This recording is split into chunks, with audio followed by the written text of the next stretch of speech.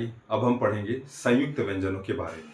संयुक्त व्यंजन जिनकी संख्या 4 है और इन्हें मूल व्यंजन नहीं माना जाता। मूल व्यंजन इसलिए इन्हें नहीं कहते क्योंकि इनका निर्माण दो मूल व्यंजनों को मिलाकर होता है, इसलिए इन्हें मूल व्यंजन नहीं कहा जाता या इन 4 संयुक्त व्यंजनों को मूल व्यंजनों की श्रेणी से बाहर रखा जाता है।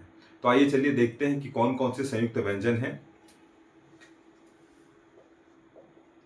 संयुक्त शब्द से ये क्लियर होता है कि दो व्यंजनों को मिला के इन व्यंजनों का निर्माण हुआ है।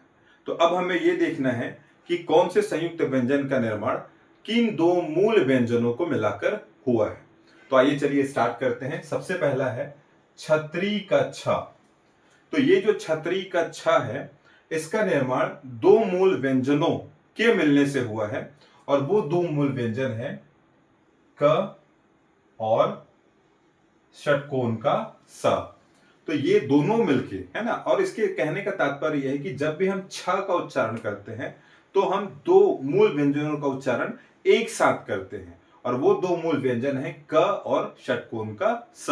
अर्थात जब हम क और षटकोण का स का एक साथ उच्चारण करेंगे तो छतरी का छ का उच्चारण होगा, या रिवर्स बोल सकते हैं कि जब हम छतरी का छ का उच्चारण करते हैं तो क और श का एक साथ उच्चारण करते हैं। इसे हम और आसानी से समझ सकते हैं बाकी के एग्जाम्पल से। जैसे कि जो दूसरा संयुक्त व्यंजन है वो है त्र। अभी जो त्र है ये दो मूल व्यंजन त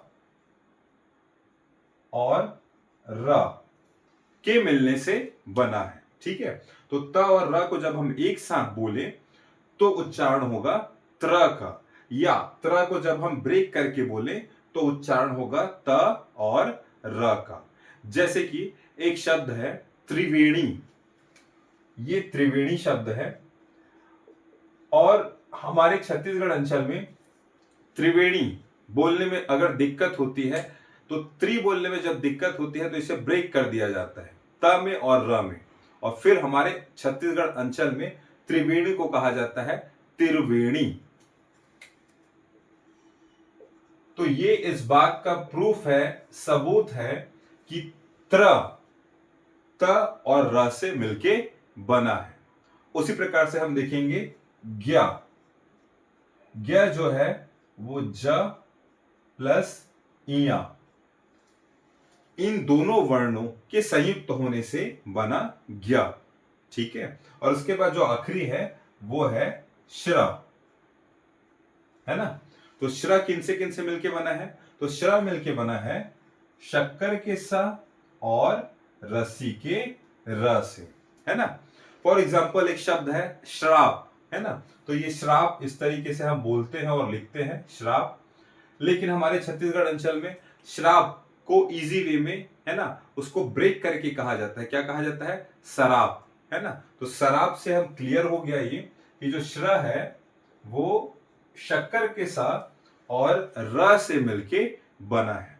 तो ये हमने ब्रेक कर दिया, श्र कहने में दिक्कत हुई, है ना, तो उसको इजी वे में क्या कहा? शर, है ना। तो श्रा को क्या कर दिया? शराब। तो श्राब क्या बन गया? शराब, है ना। तो इस तरीके से हमने देखा 4 संयुक्त व्यंजनों के बारे में। एग्जाम में किस तरीके से पूछेगा, तो सबसे पहले तो ये कि इनकी संख्या कितनी है, तो इनकी संख्या 4 है ना। फिर कौन कौन से हैं? तो छतरी का छ, त्र, ज्ञ और श्र। फिर नेक्स्ट लेवल का क्वेश्चन आ सकता है कि कौन सा संयुक्त व्यंजन किन दो मूल व्यंजनों को मिलाकर बना है ना। तो छतरी का छ, क और